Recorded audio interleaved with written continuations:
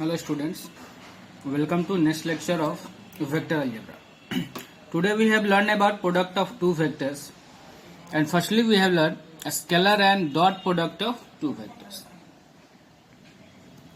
तो देखिए इसको हमने डिफाइन कर रखा है। प्रीवियस लेक्चर के लास्ट में मैंने आपको ये बताया था कि प्रोडक्ट ऑफ टू वेक्टर्स दो तरह का होता है, स्केलर और डॉट प्रोडक्ट। दूसरा होता है वेक्टर और क्रॉस प्रोडक्ट। डॉट को इस तरह से, क्रॉस को इस तरह से हम लोग डिनोट करते हैं। दो वेक्टर के डॉट प्रोडक्ट का ए और बी अगर वेक्टर हैं तो ऐसे दिखाएंगे, जो कि स्केलर क्वांटिटी होता है। ए क्रॉस बी दिखाते हैं, वेक्टर क्वांटिटी होता है। और फिर कुछ कॉन्सेप्ट्स मैंने आपको बताया था कि कौन सा सही है और कौन सा मीनिंगलेस टर्म है, इसके बारे में। और आज हम लोग सीख रहे हैं स्केलर और dot product of two vectors. तो देखिए, मान लेते हैं कि let A and B be two vectors and let theta be the angle between them. Then a scalar product of A and B is denoted by A dot B. इस तरह से denote किया जाता है and is defined as this formula. A dot B equal to magnitude of A, magnitude of B and cos theta, where theta is the angle between vectors A and vector B. अब दो vector के बीच का angle कैसे पता करते हैं, ये भी मैंने आपको प्रीवियस लेक्चर में बताया हुआ था। और मैग्नीट्यूड ऑफ ए को अगर हम ए लिख दें, मैग्नीट्यूड ऑफ बी को बी लिख दें, तो ये हो जाएगा ए बी कॉस थीटा। ये भी कॉन्सेप्ट आप लोग फिजिक्स में पढ़े हुए होंगे, इसलिए आपको ये नया नहीं लग रहा होगा। आप जो पढ़े हैं बिल्कुल वही चीज है। इसके बाद हम सीखते हैं आगे एंगल बिटवीन टू वेक्टर्स। अगर दो वेक्टर के बीच में एंगल निकालना रहे डॉट प्रोडक्ट के टर्म्स में, यानी अब हमारा हेडिंग है angle between two vectors, angle between two vectors in terms of dot product. Dot product के टर्म्स में दो वेक्टर के बीच का एंगल हमको निकालना है। यानी गिवन क्या रहेगा, तो दो वेक्टर और उनके डॉट प्रोडक्ट की वैल्यू, और हमको पता क्या करना है, तो उनके बीच का एंगल। हम मान लेते हैं कि let A and B two non zero vectors, non-zero vectors. Also let theta be the angle between them. Theta be the angle between them. Then हम लोगों को थीटा ही यहां पे निकालना है। तो देन के बाद हम लिख सकते हैं we know that, अभी जो हमने पढ़ा कि A dot B is equal to magnitude of A, magnitude of B cos theta. यहां से हम लोगों को थीटा चाहिए। और ये जो फॉर्मूला है ये बहुत ही सिंपल सा फॉर्मूला है, ऐसा कुछ नहीं है कि ये आपके लिए कंप्लीट नया है, ये आप फिजिक्स में भी पढ़े हुए हैं। तो मेनली आपको इसी को याद रखना है। इसी फॉर्मूले से आप थीटा भी निकाल सकते हैं यहां से। तो देखिए, यहां से cos theta is equal to हम क्या लिख सकते हैं कि vector A dot vector B, और इनको ला करके डिवाइड कर देंगे, magnitude of A, magnitude of B. आपको चाहिए थीटा, तो थीटा क्या हो जाएगा आप देखिए, तो थीटा हो जाएगा cos inverse A dot B divided by magnitude of vector A, magnitude of vector B. ठीक है, तो ये फॉर्मूला हो गया। तो मैं कभी आपको ये सजेस्ट नहीं करूंगा कि आप इस फॉर्मूले को याद रखिएगा। आपको मेनली याद रखना है बस इस फॉर्मूले को, एक ही फॉर्मूला। उसी फॉर्मूले से आप इसको भी निकाल सकते हैं। ठीक है, कोई दिक्कत नहीं है। आगे बढ़ते हैं। दिक्कत इसलिए नहीं होगा क्योंकि ये आपके लिए कोई नया चीज नहीं है, आप पढ़े हुए हैं फिजिक्स में बहुत बार। कुछ रिमार्क्स हम लोग देखते हैं।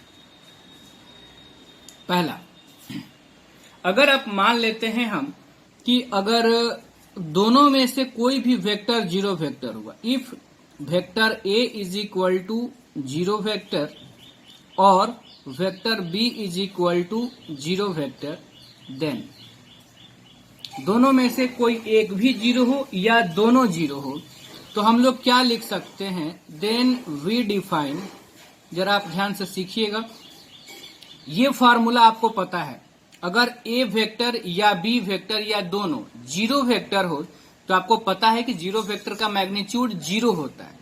तो मैग्नीट्यूड ए का, अगर मान लीजिए आप ए वेक्टर 0 वेक्टर हुआ तो ए का मैग्नीट्यूड कितना हो जाएगा, 0। तो ये 0 अगर हो गया तो ये इस पूरे टर्म्स को 0 कर देगा। या इन दोनों में से अगर वेक्टर बी 0 वेक्टर है तो बी का मैग्नीट्यूड 0 हो जाएगा, और जब आप यहां पे रखेंगे तो ये डॉट प्रोडक्ट पूरी वैल्यू 0 हो जाएगी। या दोनों 0 हो गया तो ये भी 0 ये भी 0, तो ये पूरा प्रोडक्ट भी क्या हो जाएगा, 0। यानी हम यहां से बोल सकते हैं कि अगर दो वेक्टर 0 वेक्टर होगा तो इसका मतलब है कि उनका डॉट प्रोडक्ट 0 हो जाएगा। ध्यान रहे ये वेक्टर थे तो हमने यहां पर 0 पर भी वेक्टर नोटेशन लगाया है, यहां 0 पे वेक्टर नोटेशन नहीं होगा। क्यों? क्योंकि डॉट प्रोडक्ट में हमेशा स्केलर क्वांटिटी आपको मिलेगा, तो स्केलर क्वांटिटी पे वेक्टर नोटेशन लगाने की जरूरत नहीं है। तो हम लोग क्या सीखे कि अगर दोनों में से कोई एक या दोनों अगर 0 वेक्टर होगा तो उनका डॉट प्रोडक्ट 0 हो जाएगा। Remark number 2, if A and B are perpendicular or orthogonal vectors,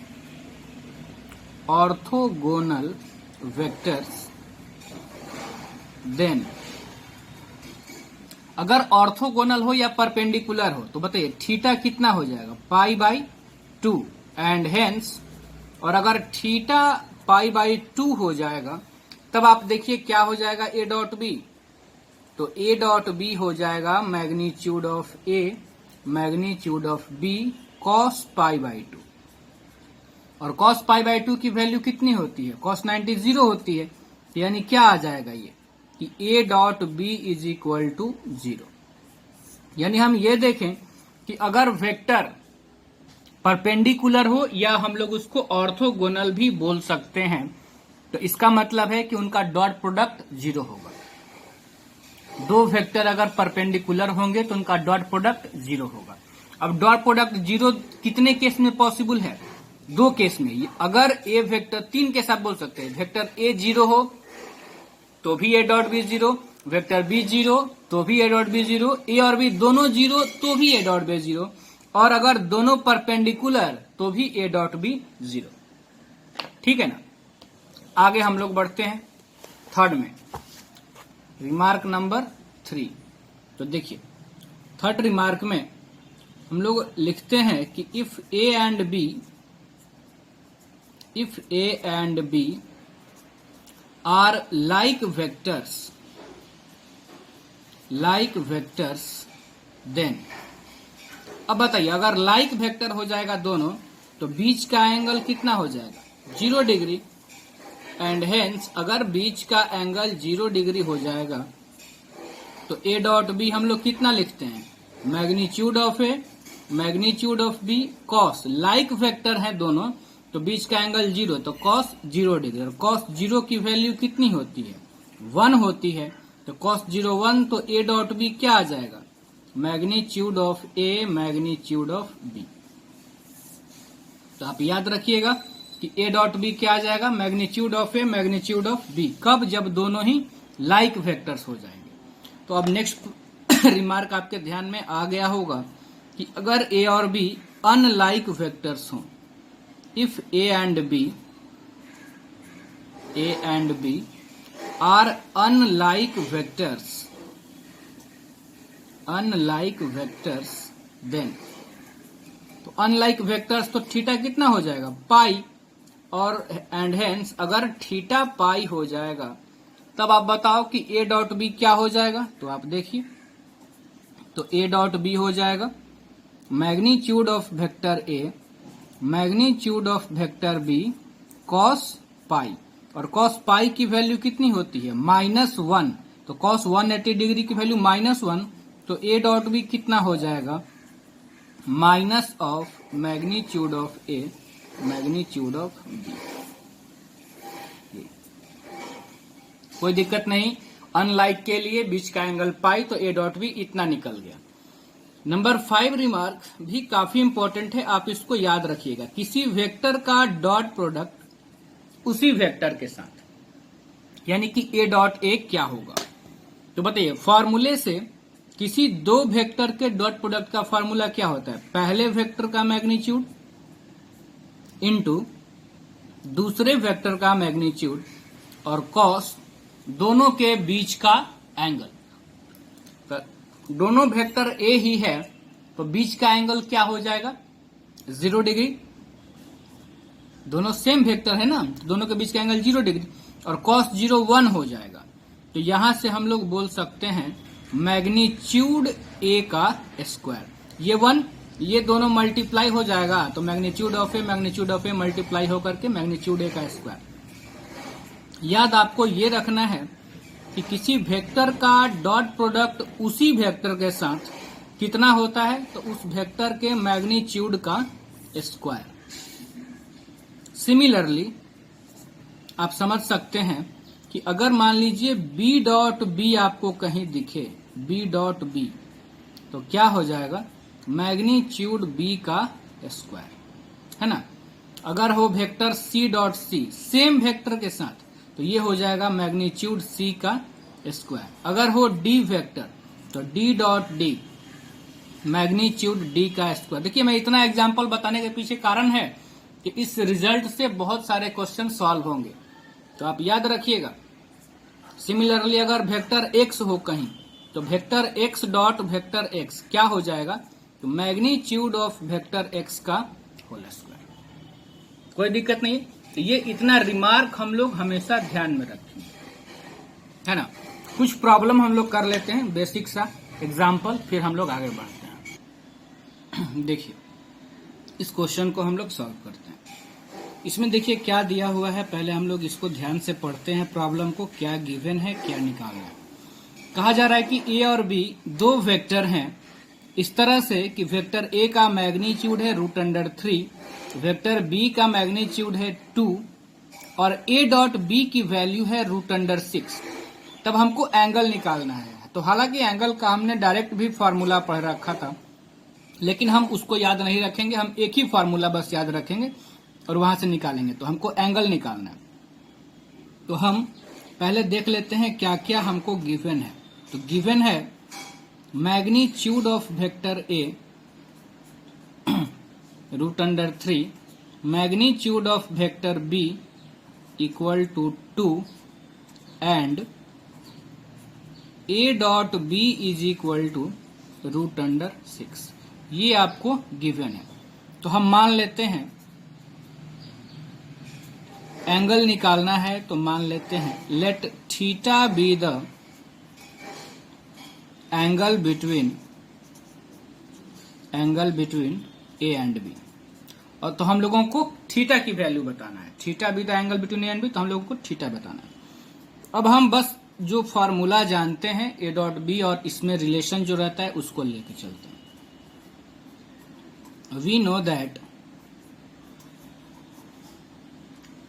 A dot B is equal to magnitude of A magnitude of B cos theta, है ना।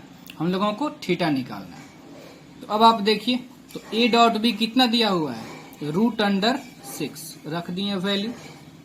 मैग्नीट्यूड ऑफ ए है √3 और बी का मैग्नीट्यूड है 2, तो ये हो जाएगा 2√3 कॉस थीटा। और cos theta is equal to √6 upon 2√3।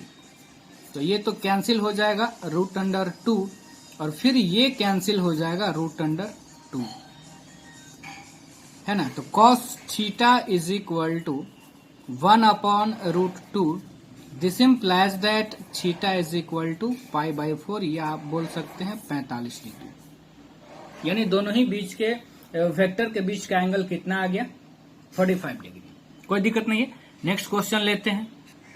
देखिए नेक्स्ट प्रॉब्लम बहुत सिंपल प्रॉब्लम है ये, बिल्कुल भी फॉर्मूला पुटिंग। अच्छे क्वेश्चंस भी हम लोग करेंगे लेकिन वो सारे कॉन्सेप्ट सीखने के बाद। देखिए इसमें क्या कहा जा रहा है, A and B be two given vector such that A का मैग्नीट्यूड है 3, बी का मैग्नीट्यूड है 4 और एंगल बिटवीन देम दे दिया है 60 डिग्री। आपसे पूछा जा रहा है ए डॉट बी निकालिए। तो मैं लैंग्वेज नहीं लिख रहा हूँ, डायरेक्ट बस फॉर्मूला में पुट कर दे रहा हूँ। ए डॉट बी निकालना है। क्या होता है A dot B? Magnitude of A magnitude of B cos theta, यही ना।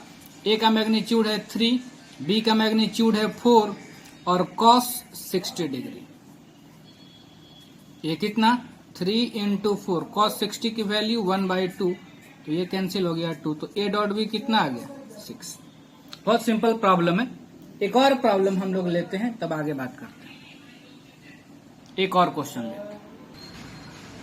देखिए ये भी बहुत सिंपल प्रॉब्लम है।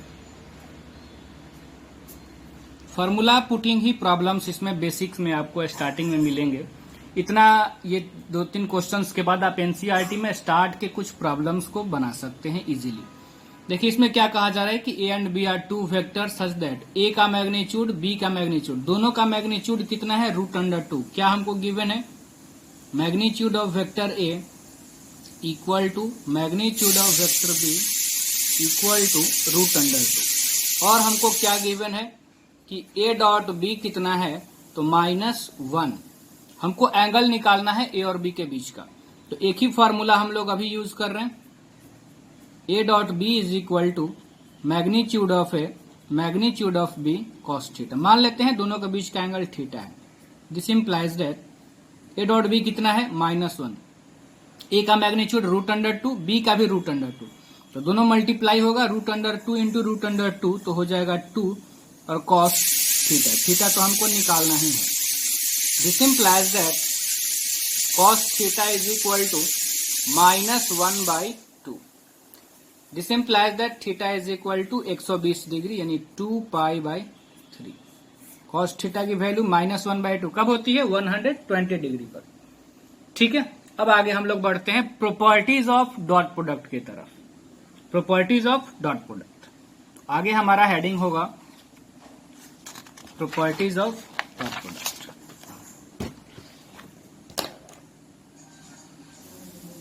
देखिए प्रॉपर्टीज ऑफ डॉट प्रोडक्ट, पहला प्रॉपर्टीज है कि dot product of two vectors commutative law को होल्ड करता है। कौन सा law? Commutative law. Commutative law को होल्ड करता है dot product of two vectors. That is आप निकालें ए डॉट बी या आप निकालें बी डॉट ए, दोनों सेम आएगा। ए डॉट बी और बी डॉट ए दोनों सेम आएगा। ठीक है। नंबर 2, अगर हम मान लें 3 वेक्टर हैं ए बी और सी, तो ये डिस्ट्रीब्यूटिव लॉ को भी सेटिस्फाई करता है।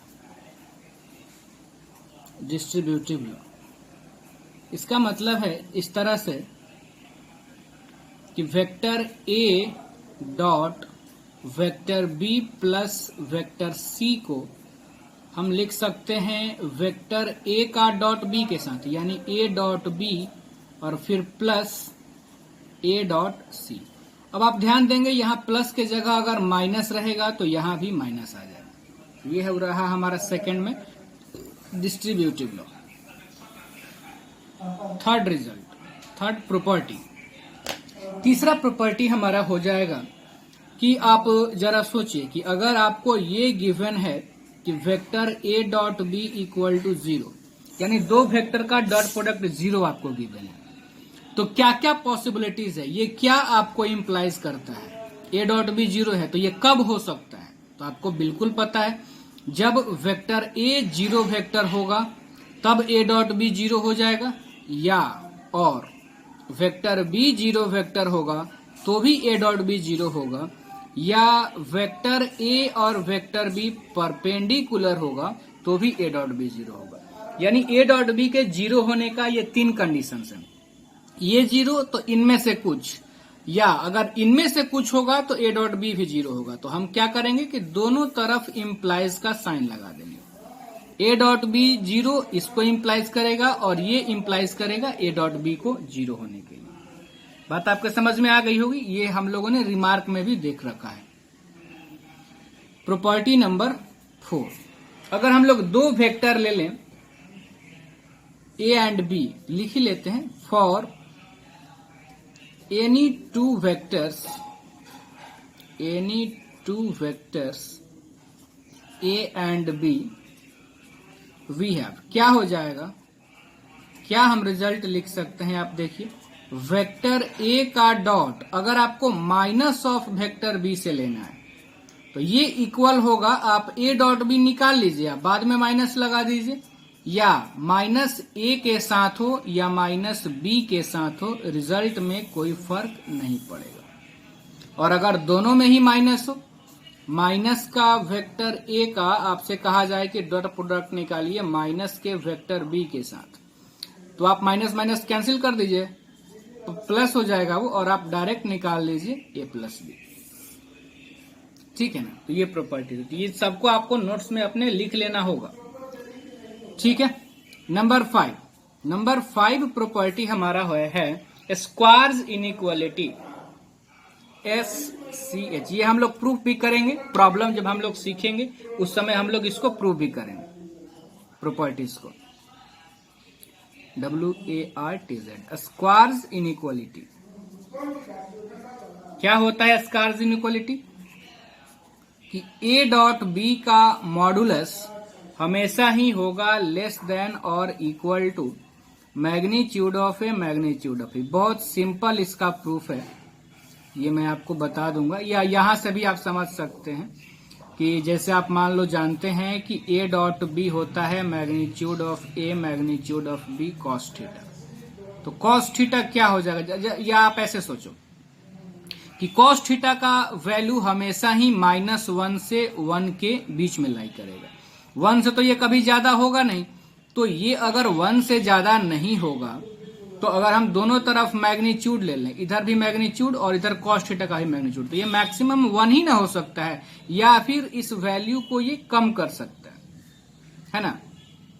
जैसे कॉस थीटा को हम क्या लिख सकते हैं, A dot B magnitude of A magnitude of B, magnitude ले लेंगे तो यहां मॉडुलस और यहां भी मॉडुलस, अब ये वैल्यू हमेशा ही 1 से छोटा होगा या 1 के इक्वल होगा, तो आप इसको हमेशा इस तरह से कर दीजिए तो ये रिजल्ट आपको मिल जाएगा। तो ये बहुत सिंपल है, प्रॉब्लम में भी हालांकि ये है प्रूफ करने के लिए, तो हम लोग वहां भी इसको कर लेंगे। स्क्वायर्स इनइक्वालिटी हमारा हो गया। नेक्स्ट प्रॉपर्टी, और प्रॉपर्टी नंबर 6 ट्रायंगल इनइक्वालिटी।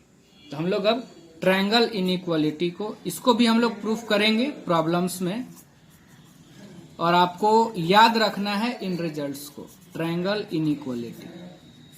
बस आप समझ लीजिएगा तो बहुत आसानी से आप इसको याद रख सकते हैं। Vector A plus vector B का मॉडुलस लेस देन और equal to modulus of vector A plus modulus of vector B, ये है ट्रायंगल इनइक्वालिटी। ये भी बहुत सिंपल है, इसका भी प्रूफ हम लोग करेंगे। इतना प्रॉपर्टीज सीखने के बाद अब हमारा हेडिंग है ऑर्थोनॉर्मल वेक्टर ट्रायड। तो हम लोग पहले सीखते हैं कि होता क्या है, पहले कुछ लैंग्वेज है जिसको मैं लिख लेता हूं वीडियो को पॉज करके, और तब हम लोग इसको सीखेंगे। यानी हेडिंग है क्या हमारा, ऑर्थोनॉर्मल वेक्टर ट्रायड। ठीक, देखिए ऑर्थोनॉर्मल वेक्टर ट्रायड बस वही चीज है जो आप पहले से जानते हैं। हम जानते हैं कि आई कैप, जे कैप और के कैप यूनिट वेक्टर हैं, तीनों म्यूचुअली परपेंडिकुलर कोऑर्डिनेट एक्सिस के अलोंग। एक्स एक्सिस के अलोंग यूनिट वेक्टर होता है आई कैप, वाई एक्सिस के अलोंग होता है जे कैप और जेड एक्सिस के अलोंग होता है के कैप। तो वही कहा जा रहा है कि then these vectors are set to form, यही वेक्टर को कहा जाता है ऑर्थोनॉर्मल ट्रायड ऑफ वेक्टर्स। ठीक है ना, ऑर्थोनॉर्मल मतलब परपेंडिकुलर, और 3 वेक्टर हैं तो इनको ट्रायड ऑफ वेक्टर्स कहा जाता है। तो अब हम यहां पे देखना चाहते हैं इन्हीं का डॉट प्रोडक्ट। जैसे मान लीजिए आप कि हम चाहते हैं देखना आई कैप डॉट आई कैप क्या होगा, आप फिजिक्स में भी पढ़े होंगे इस चीज को। तो बताइए, इनका 2 वेक्टर का डॉट प्रोडक्ट, फॉर्मूला हम जानते हैं मैग्नीट्यूड ऑफ आई कैप, फिर दूसरे वाले का मैग्नीट्यूड और कॉस, बीच का एंगल, तो दोनों ही एक्स एक्सिस के तरफ डायरेक्टेड होता है, तो दोनों सेम है तो बीच का एंगल क्या हो जाएगा 0 डिग्री। अब ये यूनिट वेक्टर है तो मैग्नीट्यूड इसका 1, इसका भी मैग्नीट्यूड 1, और cos 0 की वैल्यू भी क्या होती है 1। तो ये तीनों 1 1 1 है, तो तीनों का प्रोडक्ट भी क्या हो जाएगा 1। यानी हम सिमिलरली बोल सकते हैं कि आप निकालिए आई कैप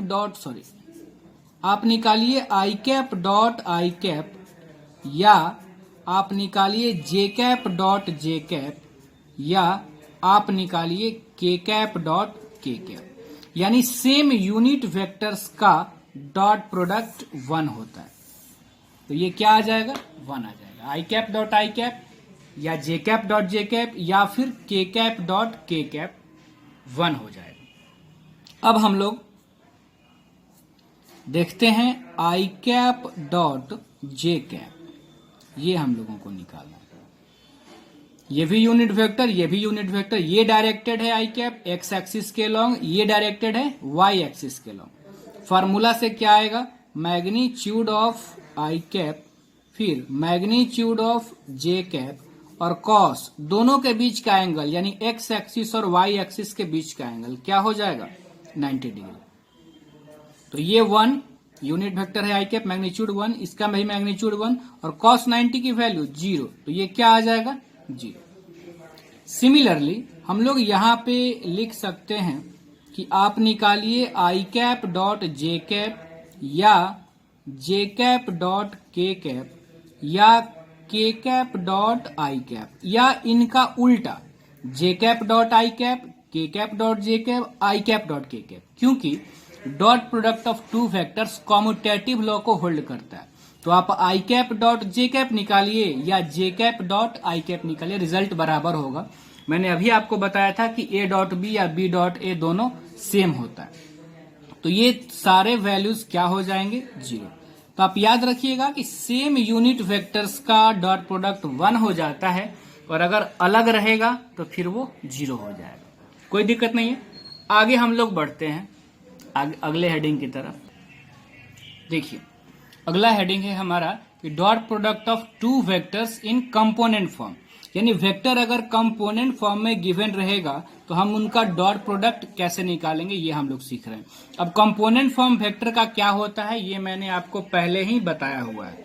तो पहले हम दो वेक्टर कंपोनेंट फॉर्म में मान लेते हैं। Let vector A is equal to a1 I cap plus a2 J cap plus a3 K cap and vector b is equal to b1 I cap plus b2 J cap plus b3 K cap. Then देखिए यही तक component form होता है ना, हम लोग सीखे हुए हैं कि इस तरह के फॉर्म को वेक्टर का कंपोनेंट फॉर्म कहा जाता है। वेक्टर ए में a1 a2 और a3 को कहा जाता है scalar component of vector A, and a1 I cap comma a2 J cap comma a3 K cap को कहा जाता है vector component of vector A. Also a1 a2 एंड a3 are known as direction ratio of vector A, and a1 by magnitude of A, a2 by magnitude of A और a3 by magnitude of A is called direction cosine of vector A. ठीक है, और यहाँ a1 a2 a3 हो या b1 b2 b3 हो, ये सारे 6 a1 b1 a2 b2 a3 b3 scalars हैं। यहाँ वेक्टर कौन है तो आई कैप जे कैप और के कैप, यही बस वेक्टर्स हैं। और हम जानते हैं कि डॉट प्रोडक्ट हमेशा ही दो वेक्टर के बीच होता है, ना कि स्केलर के बीच। स्केलर तो डायरेक्ट मल्टीप्लाई हो जाते हैं। तो देन के बाद देखिए हम निकाल रहे हैं ए डॉट बी। तो पहले हम वेक्टर ए को लिख लेते हैं a1 I cap plus a2 J cap plus a3 K cap, और फिर इनका डॉट प्रोडक्ट बी वेक्टर के साथ यानी b1 I cap plus b2 J cap plus b3 K cap. तो अब जरा आप समझिएगा बात को। मैंने क्या बताया, डॉट प्रोडक्ट आपको निकालना है, तो मैंने क्या बताया अभी आपको कि डॉट हमेशा दो वेक्टर का प्रोडक्ट है, ना कि स्केलर का। a1 b1 तो स्केलर है, a2 b2 स्केलर है, a3 b3 स्केलर है, यानी वेक्टर है आई कैप जे कैप और के कैप। तो जब हम डॉट प्रोडक्ट करेंगे a1 आई कैप का b1 आई कैप के साथ, तो जो स्केलर हैं A1 और B1 ये तो मल्टीप्लाई हो जाएंगे डायरेक्ट, A1 B1 मल्टीप्लाई, और आई कैप और आई कैप वेक्टर है तो उनके बीच हो जाएगा डॉट प्रोडक्ट, यानी I cap dot I cap. Plus है यहां भी प्लस, तो प्लस हो गया। अब इसका dot product B2 J cap के साथ, तो स्केलर्स मल्टीप्लाई यानी A1 B2 मल्टीप्लाई, और आई कैप और जे कैप के बीच डॉट प्रोडक्ट, तो आई कैप डॉट जे कैप, है ना। फिर प्लस वेक्टर्स के बीच में डॉट प्रोडक्ट होता है, ये आप ध्यान रखिएगा। तो ये क्या हो जाएगा A1 B3 और आई कैप का डॉट प्रोडक्ट के कैप के साथ, तो आई कैप डॉट के कैप, है ना। प्लस अब A2 का तीनों से करेंगे तो A2 B1 J cap dot I cap, J cap dot I cap, plus A2 B2 J cap dot J cap, vectors के बीच हम डॉट प्रोडक्ट कर रहे हैं, प्लस A2 B3 जे कैप डॉट के कैप, प्लस अब बस तीसरे वाला बचा हुआ है, तीनों के साथ करना है। तो क्या हो जाएगा बताइए आप, A3 B1 के cap dot I cap plus A3 B2 के कैप डॉट जे कैप, और फिर plus A3 B3 K cap dot के कैप, है ना। अब जरा आप सोचिए, अभी हम लोगों ने ऑर्थोनॉर्मल वेक्टर ट्रायड में सीखा था कि आई कैप डॉट आई कैप 1 होगा, जे कैप डॉट जे कैप 1 होगा, और के कैप डॉट के कैप 1 होगा। बाकी आई डॉट जे हो या आई डॉट के हो या जे डॉट आई हो या के डॉट आई या के डॉट, ये सारे जीरो हो जाते हैं, अलग यूनिट वेक्टर्स का जीरो हो जाएगा। तो जो भी क्वांटिटी आपको जीरो मिल रहा है, जैसे ये जीरो होगा तो ये पूरा इसको जीरो कर देगा, ये जीरो है इसको जीरो कर देगा, ये जीरो इसको जीरो कर देगा, यानी बचेगा क्या आप देखिए। तो जहां जहां 1 हो जाएगा, A1 B1 ये 1 हो गया, ये तो जीरो हो गया नहीं लिखते हैं, ये जीरो हो गया नहीं लिखते हैं, ये जीरो नहीं लिखते हैं, ये बचेगा A2 B2 J dot J 1 हो गया, मल्टीप्लाई होगा इसमें इतना ही, और बचेगा हमारा A3 B3। यानी हम लोग ये बोल सकते हैं कि vector A dot vector B component form में रहेगा तो उसकी ये वैल्यू हो जाएगी A1 B1 plus A2 B2 plus A3 B3। अब आपको ध्यान में ये रखना है, जरा सा आप समझ लीजिए कि आपको ध्यान में ये रखना है कि अगर ये दोनों वेक्टर्स हैं, वेक्टर A और वेक्टर B, तो कंपोनेंट फॉर्म में अगर हैं तो कंपोनेंट फॉर्म में वेक्टर का डॉट प्रोडक्ट हम कैसे करेंगे, तो I वाले को I से करेंगे, J वाले को J से करेंगे, और K वाले को K से मल्टीप्लाई करेंगे। फिर से सुनिए, I वाले को I से करेंगे तभी ना आया है हमारा A1 B1, J वाले को J से करेंगे और K वाले को K से करेंगे। तो हम क्या सीखें कि कंपोनेंट फॉर्म में अगर हमको वेक्टर गिवन रहेगा तो हम उनका डॉट प्रोडक्ट कैसे निकालेंगे, तो आई कैप वाले को आई कैप से मल्टीप्लाई करेंगे, प्लस जे कैप वाले को जे कैप से मल्टीप्लाई करेंगे, और प्लस के कैप वाले को के कैप से मल्टीप्लाई करेंगे। अब हम देख लेते हैं कि angle between two vectors in component form, component form में ही दो वेक्टर के बीच का एंगल, है ना। यहीं पे मैं हेडिंग दे रहा हूं, angle between two vectors in component form. Same formula है जैसे आप पहले सीखे थे। हम ऊपर वाले वेक्टर ए और बी में ही मान लेते हैं कि let theta be the angle between vector A and vector B. ये जो दोनों हमारा वेक्टर है इनके बीच का एंगल हम क्या मान लिए हैं, थीटा मान लिए हैं। देन चलिए आप बताओ कि ए डॉट बी क्या हो जाएगा। फॉर्मूला हम जानते हैं, ए का मैग्नीट्यूड बी का मैग्नीट्यूड कॉस थीटा, यानी cos theta is equal to A dot B divided by A का मैग्नीट्यूड बी का मैग्नीट्यूड, है ना। आगे बढ़ते हैं तो देखिए ये हमारा आ गया कि cos theta is equal to A dot B. तो हम कंपोनेंट फॉर्म में जो हमारा वेक्टर है उसको लिख लेते हैं। ऊपर था a dot B, A vector है हमारा a1 i cap plus a2 j cap plus a3 k cap, और इसका डॉट प्रोडक्ट वेक्टर b से जो है b1 i cap plus b2 j cap plus b3 k cap divided by A का magnitude. तो vector A यही था, इसका मैग्नीट्यूड क्या हो जाएगा, रूट अंडर a1 स्क्वायर, आई कैप के कोफिशिएंट का स्क्वायर, जे कैप के कोफिशिएंट का स्क्वायर, के कैप के कोफिशिएंट का स्क्वायर। याद है ना मैग्नीट्यूड कैसे निकालते हैं। फिर बी का magnitude b1 square, b2 square, b3 square का स्क्वायर। हम लोगों को थीटा यहां से निकालना है, तो थीटा इज इक्वल टू हो जाएगा कॉस इनवर्स। अब जरा आप देखो इन दोनों का डॉट प्रोडक्ट हम लोग कैसे निकालेंगे, कंपोनेंट फॉर्म में वेक्टर है तो क्या हो जाएगा हमारा a1 b1 plus a2 b2 plus a3 b3। अभी तो हम लोग सीखे थे कि डॉट प्रोडक्ट ऐसे निकालते हैं कंपोनेंट फॉर्म में, डिवाइडेड बाई a का मैग्नीट्यूड हो गया a1 square plus a2 square plus a3 square into b1 square plus b2 square plus b3 square. तो ये हमारा फार्मूला हो गया, है ना, एंगल निकालने के लिए दो वेक्टर के बीच जहां पे दोनों ही वेक्टर कंपोनेंट फॉर्म में गिवन हो। अब जरा आप सोचिए कि कंडीशन ऑफ परपेंडिकुलरिटी क्या हो जाएगा। हम लोग यहीं पे लिख लेते हैं कि here if vector A is perpendicular to vector B, then अगर परपेंडिकुलर हो जाएगा तो बताओ क्या हो जाएगा, ए डॉट बी जीरो हो जाएगा।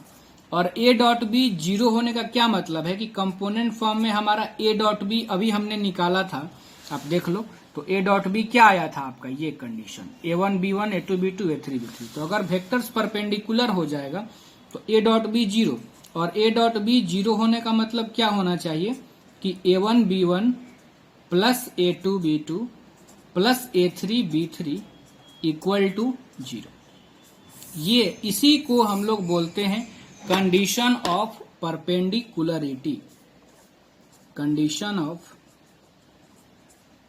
परपेंडिकुलरिटी। बाकी पैरेलल और कोलिनियर का कॉन्सेप्ट हम लोग पहले सीख चुके हैं। इसमें एक और कॉन्सेप्ट बच गया है डॉट प्रोडक्ट में आपका, एनसीईआरटी लेवल की हम सिर्फ बात कर रहे हैं, अभी हम बोर्ड से आगे बढ़ ही नहीं रहे हैं, इसलिए सिर्फ बोर्ड पर ही अभी आपको फोकस करना होगा। एक आपको ध्यान में ये रखना है, मैं बस फार्मूला लिख दे रहा हूं, बाकी होता क्या है ये हम लोग समझेंगे बाद में। क्या है कि प्रोजेक्शन ऑफ, अब प्रोजेक्शन क्या होता है ये भी मैं आपको बताऊंगा। Projection of vector A on vector B, vector A का प्रोजेक्शन वेक्टर बी पर क्या होगा, या ऑन के जगह एलोंग भी हो सकता है कि projection of vector A along vector B. तो ए का प्रोजेक्शन बी पे, एक वेक्टर का दूसरे पे अगर प्रोजेक्शन निकालना हो तो आप दोनों का डॉट प्रोडक्ट ऊपर लिखिए और जिस पे प्रोजेक्शन निकाल रहे हैं उसके मैग्नीट्यूड से डिवाइड कर दीजिए। Projection of vector A on B क्या हो जाएगा, A dot B divided by magnitude of B. Similarly अगर मान लीजिए रहे projection of vector B on vector A, तो फिर से क्या करेंगे, दोनों का डॉट प्रोडक्ट और जिस पर प्रोजेक्शन आप निकाल रहे हैं, ए पर निकाल रहे हैं ना, तो ए के मैग्नीट्यूड से डिवाइड करना होगा।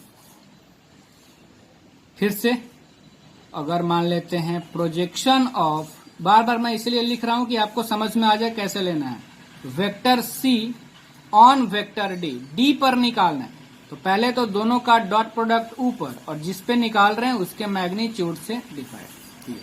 बस इतना ही कॉन्सेप्ट है आपका dot product of two vectors में बोर्ड लेवल की, जो कि सारा आज हम लोग कर चुके हैं। यानी अब हमको नेक्स्ट क्लास में प्रॉब्लम्स करना होगा इस पे, ठीक है। तो नेक्स्ट क्लास में हम लोग एनसीईआरटी में पहले कुछ प्रॉब्लम्स आप करके देखिएगा, बहुत जीरो लेवल के हैं, हो जाएंगे आपसे। बाकी जो अच्छे अच्छे प्रॉब्लम्स है वो मैं डिस्कस कर दूंगा, ठीक है। आज इतना ही।